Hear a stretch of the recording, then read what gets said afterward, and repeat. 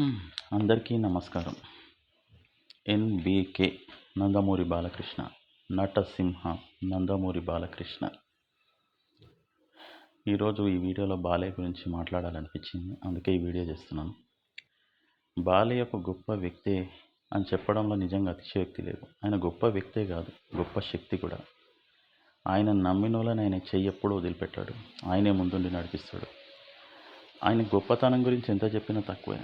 స్వర్గీయ నందమూరి తారక రామారావు గారి కుమారుడైన నందమూరి బాలకృష్ణ అన్నగారి లెగసీని కొనసాగిస్తూ 50 ఏండ్లు సుదీర్ఘ సినీ ప్రయాణాన్ని కొనసాగిస్తూ 50 ఏండ్లు పూర్తి చేసుకొని 52వ సంవత్సరంలోకి అడుగుపెట్టి ఎన్నో విజయాలు సాధించిండు.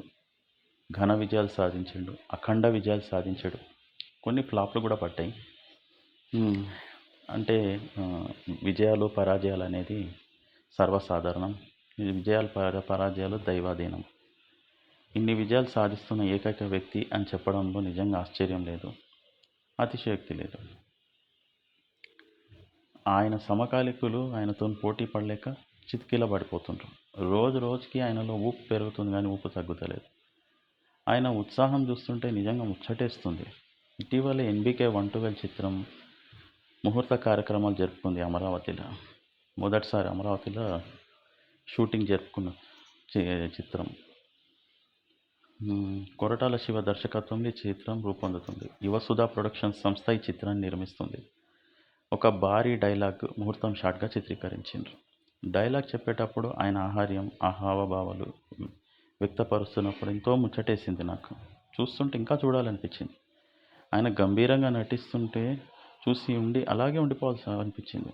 ఈ వయసులో భారీ డైలాగులు చెప్పడం, డైలాగులకు తగినట్టు నటించడం ఎంత కష్టం అసలు. ఈ విషయంలో ఆయనకే సాటి. తండ్రికి తగ్గ తనయుడు. బాలయ్య కొరటాల శివ కాంబినేషన్ కన్ఫర్మ్ అయ్యాక, అదే అఫీషియల్ అనౌన్స్మెంట్ వచ్చినాక మెగా మాఫియా కొన్ని కామెంట్స్ చేసిండ్రు కొరటాల శివ మీద, బాలకృష్ణ మీద. బాలకృష్ణ కంట కొరటాల శివ గంతకు తగిన బొంత డైరెక్టర్ అంట అని వ్యక్తపరిచిండ్రు. అట్లయితే కొరటాల శివతో ఆచార్య సినిమా ఎందుకు తీసిండ్రు? ఆ సినిమా నిర్మాణంలో ఉన్నప్పుడు కొరటాల శివను ఎంత పొగడ్తలతో ముంచెత్తిండ్రు మెగా మాఫియా. అసలు బాస్ ఆయన హిట్స్ మీద ఉన్నప్పుడే కదా ఆయనతో మూవీ చేసిండు. ఆచార్య హిట్ అయి ఉంటే ఆయన గొప్ప దర్శకుడు. అది ఫ్లాప్ అయింది కాబట్టి ఆయన ఫ్లాప్ డైరెక్టర్ అయిపోయాడు. ఈ మెగా మాఫియానే అంత. వాళ్ళకి హిట్స్ ఇస్తేనేమో డైరెక్టర్లను పొగుడతారు, వాళ్ళకి ఫ్లాప్స్ ఇస్తే డైరెక్టర్లను నేల నాకిచ్చేస్తారు.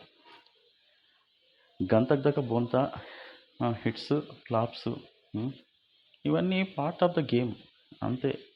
ఏమైనా కానీ జయాలు పరాజయాలు అనేవి దైవాధీనాలు. ప్రతిసారి హిట్ రాదు, అట్లని ప్రతి సినిమా ఫ్లాప్ అవ్వదు. అట్లయితే జూనియర్ ఎన్టీఆర్ ఇదే కొరటాల శివతోని దేవర మూవీ తీసి బ్లాక్ బస్టర్ హిట్ కొట్టి చూపెట్టిండు కదా. అది మీకు సాధ్యం కాలేదంటే అక్కడ మీలోనే లోపం ఉన్నది. అది చూసి మీరు సరి చేసుకోవాలి. అంతేగాని డైరెక్టర్ మీద పడి ఎడవడం ఎందుకు? స్టోరీ చెప్పేటప్పుడు వినరా ఏంటి వీళ్ళు? స్టోరీ వింటారు, ఓకే చేస్తారు, తర్వాత సినిమా ఏదన్నా అటు ఇటు అయితే డైరెక్టర్ మీద దోషేసి తప్పించుకుంటారు. ఆయన దేవర మూవీని బ్లాక్ బస్టర్ హిట్ కొట్టి తనకి ఇంకా సత్తా ఉందని నిరూపించుకుంటారు. అందుకే కదా బాలయ్య ఆయనకు మళ్ళీ ఛాన్స్ ఇచ్చిండు. లోపం బాస్లో ఉందని తెలుసుకోవాలి. అందుకే ఆచార్య ఫ్లాప్ అయిందేమో. ఇది మెగా మాఫియా గుర్తిస్తే చాలా మంచిది. కథ వినే కదా ఓకే చేసింది బాసు. మరి హిట్ ఫ్లాప్ అదంతా ఫేట్ అంతే. హిట్ వస్తే బాస్ అకౌంట్లో ఇస్తారు, ఫ్లాప్ వస్తే డైరెక్టర్ అకౌంట్లో ఇస్తారు. Selfish fellows. రామ్ చరణ్ కూడా వినయ్ విజయ్ రామ మూవీ ఫ్లాప్ అయినప్పుడు మెగా ఫ్యాన్స్కి సారీ చెప్పాడు. కొరటాల శివ కథ చెప్పేటప్పుడు చిరంజీవి నిద్రపోయిండా? అలాగే బోయపాటి కథ చెప్పేటప్పుడు రామ్ చరణ్ నిద్రపోయిండా? అదే నందమూరి హీరోస్ ముఖ్యంగా బాలకృష్ణ హిట్ వచ్చినప్పుడు సమిష్టి కృషి వల్లే హిట్ వచ్చిందని చెప్తాడు. అది ఒక హీరోకు ఉండాల్సిన లక్షణం. ఆ లక్షణాలు లేవు వీళ్ళకి. కానీ స్టేజ్లు ఎక్కగానే ప్రసంగాలు, ఉపన్యాసాలు దంచేస్తుంటారు. ఒక విజయం సాధించిందని అందరు సమిష్టి కృషి వల్లనే విజయం సాధించిందని బాలకృష్ణ వ్యాఖ్యానిస్తాడు. అది ఒక హీరో గొప్పతనం. అలాగే ఫ్లాప్ అయితే డైరెక్టర్ ఖాతాలో వెయ్యడు. అది జనాలను మెప్పించలేదు అనేసి అక్కడికి ఒక చిన్న స్టేట్మెంట్ ఇచ్చైనా వదిలేస్తాడు. కొన్నిసార్లు అయితే అసలు మాట్లాడాడు. ప్రేక్షకులను మెప్పించలేకపోయినామని వ్యాఖ్యానిస్తాడు. ఒక హీరోకి విజయము పరాజయం సమానంగా స్వీకరించే గుణం ఉండాలి. మెగా హీరోస్కి ఆ గుణం లేదు. హిట్ వస్తే వాళ్ళ ఖాతాలో వేసుకుంటారు. అదే ఫ్లాప్ వస్తే డైరెక్టర్ ఖాతాలో ఇస్తారు. ఏం పాడుబుద్దో వీళ్ళది. మెగా మాఫియా అయితే డైరెక్టర్ని ట్రోల్ చేసి వాళ్ళ జీవితాలతో ఆడుకుంటారు. Cheap fellows. అలాగైతే బాలయ్య 2005 నుంచి 2010 వరకు సింహ మూవీ రిలీజ్ అయ్యే వరకు బాలయ్యని మెగా మాఫియా ఎంత ట్రోల్ చేసిండ్రు. కథ తెర వెనుకుండి బాలయ్యని ప్రతి సినిమాను ట్రోల్ చేయించిండ్రు.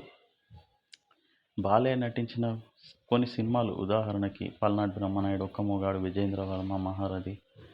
బాలయ్య డైరెక్టర్స్ హీరో అంటారు. అంటే ఒక్కసారి కథ ఓకే చేసినాక డైరెక్టర్ ఏం చెప్తే అదే చేస్తాడు అని అంటారు. కథ ఓకే చేసిండు కాబట్టి చేసిండు. మీలాగా ఏలు పెట్టేసి తర్వాత అది ఇప్పుడు డైరెక్టర్ మీద నెట్టేయడు. ఒక్కసారి కథ ఒప్పుకున్నాడు కాబట్టి ఇక అది హిట్ అవుతుందో ఫట్ అవుతుందో దాని గురించి ఆలోచించకుండా డైరెక్టర్ చెప్పింది చేసుకుంటా పోయిండు. అది డైరెక్టర్ తీసిన సీన్స్ కాబట్టి అందులో డైరెక్టర్కి కూడా మనం వాటా ఇవ్వాలి. ఎందుకంటే డైరెక్టరే కదా ఆ క్రియేటివిటీకి అన్నిటికీ కారణము. కానీ హీరోలు బలైపోతారు ఈ విషయంలో. ఆ చిత్రాలను దర్శకత్వం వహించిన దర్శకులది తప్పు. అలాంటి ఇల్లాజికల్స్ తీసినందుకు వాళ్ళని కదా అనాలి, వాళ్ళని కదా ట్రోల్ చేయాలి.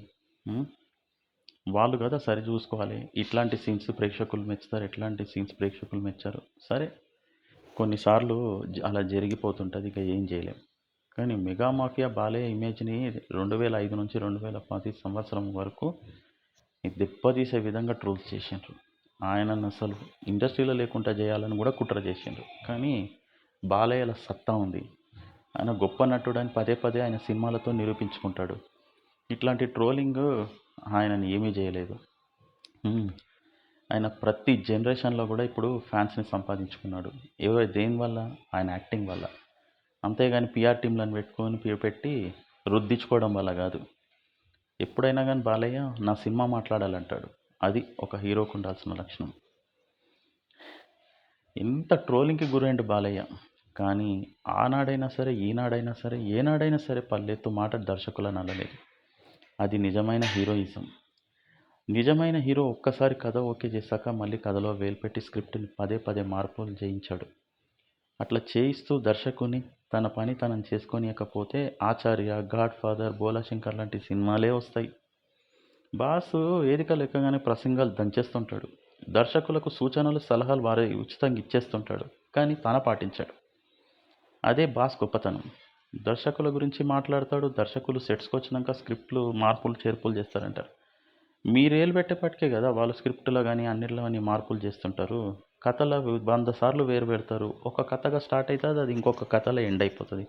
అప్పుడు ఫ్లాపులు రాకుండా హిట్స్ వస్తాయా ఏంది?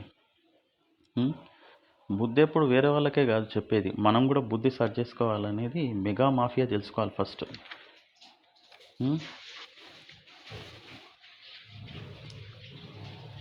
స్క్రిప్ట్లో వేలు పెడతారు, గెలకడము, పదే పదే స్క్రిప్ట్లో మార్పులు చేర్పులు చేయిస్తారు. లేని క్యారెక్టర్స్ని సినిమాలలో ఇరికిస్తారు. అదే ఆచార్యాలలో కేమియో రోల్గా వచ్చిన రామ్ చరణ్ కాస్త సైడ్ క్యారెక్టర్ అయిపోయింది. హాఫ్ అన్ అవర్ని ఒక క్యారెక్టర్కి పెంచుకుంటూ పోయిండ్రు. సినిమా హిట్ అవుతుందా? సినిమా సోలోగా చేయలేనప్పుడు బాసు ఎందుకు మళ్ళీ సోలోగా ట్రై చేయాలా? ఒక 2 గంటలేంది ఒక సినిమా తీయలేడు, ఆ సినిమా హిట్ కొట్టలేడు. సోలోగా వచ్చిండంటే అదో గతి. మొత్తం మూవీ జడగొట్టిండు. ఆచార్య ఫ్లాప్ అయింది, దర్శకుని మీద వేసిండు. తర్వాత మూవీ బడ్జెట్స్ గురించి బాస్ చాలా ప్రసంగాలు ఇస్తాడు. బడ్జెట్లో ఎక్కువ రెమ్యునరేషన్ నువ్వే తీసుకుంటావు, మళ్ళీ బడ్జెట్ ఎట్లా కంట్రోల్ అవుతుంది? తీసిన సన్నివేశాలే పదే పదే తీస్తుంటావు. అది బాగా రాలేదంటావు, ఇది బాగా రాలేదంటావు, తీస్తుంటావు. మళ్ళీ తీస్తున్నప్పుడు బడ్జెట్ పెరగదా? మళ్ళీ దర్శకుని తన పని తను చేసుకొని ఇస్తే తనే మంచిగా తీస్తాడు కదా ఒకటేసారి. నువ్వు సెట్స్కి రాగానే ముందు పేపర్ తీసుకుంటావు, స్క్రిప్ట్ పేపరు తీసుకొని అంతా చూస్తావు, మార్పులు చేర్పులు చేస్తావు. అందుకే కదా మార్పులు చేర్పులు జరుగుతాయి. మళ్ళీ దర్శకులు ఏమన్నారు కదా అని మేము మాఫియాని కదిలిస్తే వాళ్ళకి ఫ్యూచర్ ఉండదని వాళ్ళు నోరు మూసుకొని ఉంటే ఇంకా నీ ఇష్టం వచ్చినా నిందలేస్తావు. మారాలి బాస్, నువ్వు మారాలి. లేకపోతే అంతే. మీ మాఫియా మిమ్మల్ని ఎక్కువ రోజులు కాపాడలేదు. ఎందుకంటే ఇప్పుడున్న జనరేషన్కి అన్నీ తెలుసు. వాళ్ళు అన్నీ గమనిస్తుండ్రు. మీరు చేసేటివన్నీ గమనిస్తున్నారు. ముందు ముందు మీరు ఇంకా మీ పొజిషన్ బ్యాడ్ అయిపోతుంది. ఈ రుద్దుడు కూడా ఎక్కువ కాలం నడవదు. మనం సినిమాల సత్తా ఉండాలి, మన సినిమాల విషయం ఉండాలి. మంచి సినిమాలు, మంచి కథలను ఎంపిక చేసుకోవాలి. మంచి కథలను ఎంపిక చేసుకొని దర్శకుని తన పని తను చేయనీయాలి. మీరు గుడ్ బాయ్స్ లాగా ఓన్లీ సెట్స్కు పోయినామా, నటించినామా, ఇంటికి వెళ్ళిపోయినామా అన్నట్టు ఉండండి. మంచి మంచి అవుట్పుట్ వస్తుంది. అప్పుడు రియల్ హిట్స్ వస్తాయి. అంటే జనాలు నిజంగా థియేటర్లోకి వచ్చి సినిమా చూస్తారు. ఈ ఫేక్ పోస్టర్లు, ఫేక్ కలెక్షన్లతోని ఎక్కువ రోజులు పబ్బం గడుపుకోలేరు. బాలయ్య చూడు, వరుసగా హ్యాట్రిక్ డిజాస్టర్స్ ఇచ్చిండు. కథానాయకుడు, మహానాయకుడు, రూలర్తోని. మళ్ళీ అఖండతో ఎట్లా బౌన్స్ బ్యాక్ అయిండు? తిరుగులేని బౌన్స్ బ్యాక్ అది. ఎక్కడ రూలర్ కలెక్షన్స్, ఎక్కడ అఖండ కలెక్షన్స్. వెనకకి తిరిగి చూసుకోలేదు.